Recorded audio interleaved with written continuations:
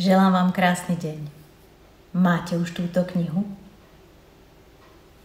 Okrem toho, že má krásnu tyrkysovú farbu, je aj úžasná a hlavne pomáha. Ako to viem, je úplne čerstvá, pretože viem, kto ju napísal. Rostislav Václavek a Petra Macháčková. Volá sa Změň svůj dech a začnou se dít věci. Môžem povedať, že sa naozaj dejú. Náš dých je zázrak. Bohužiaľ nevieme ho používať tak funkčne, ako by sme mohli. A táto kniha je práve o tom. Ak ešte nepoznáte túto dvojičku, ktorá je fakt úžasná, pretože už nejaký čas propagujú správne funkčné dýchanie, ktoré pomáha dostať sa aj z chorôb, o ktorých si myslíte, že sa to nedá. A Rosťo, ktorý ju napísal,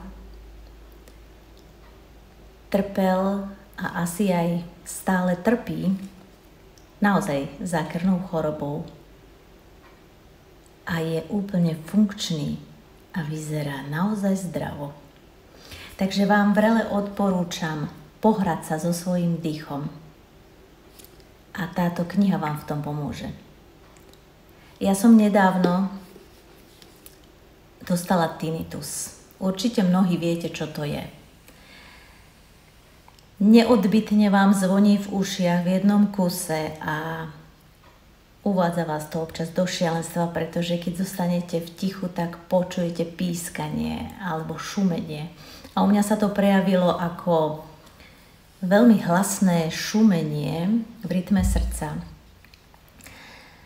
V ušiach som počula neustále šumenie, hlavne teda v noci, keď bolo ticho a nemohla som kvôli tomu zase spať. A navyše som mala pocit takého tlaku v hlave.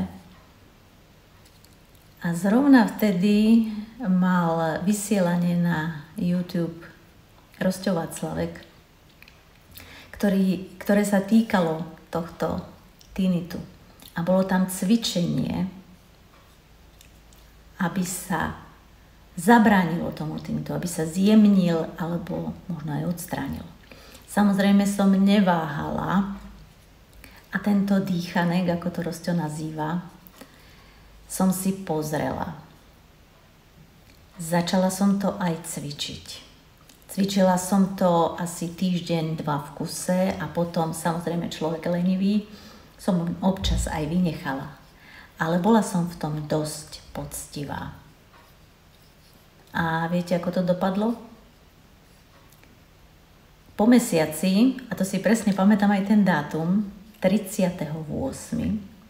2023, čiže nedávno, som tak v noci sedela a čítala knihu, v noci pred spaním som čítala knihu a uvedomila som si to ticho.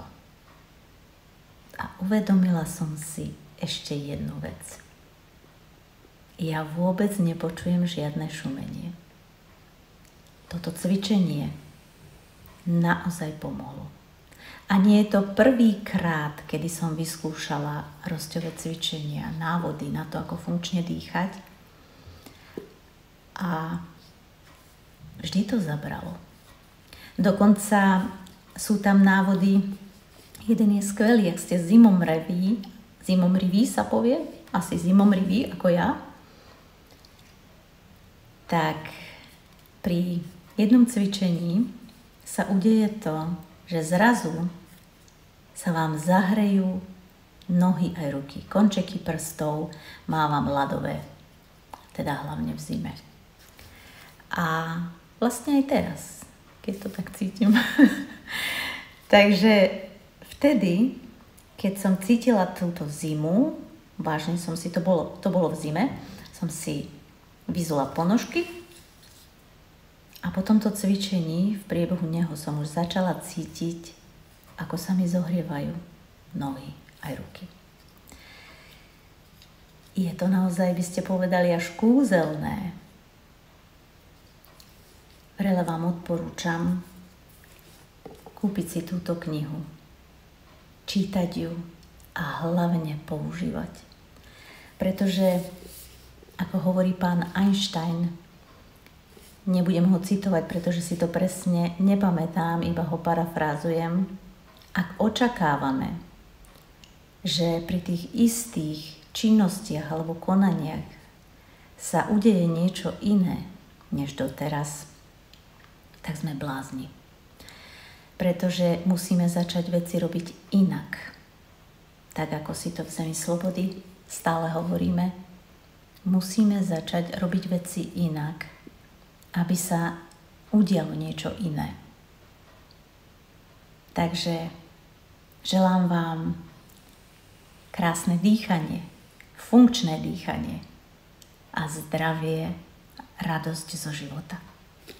Majte sa krásne, vidíme sa niekedy v ďalšom videu.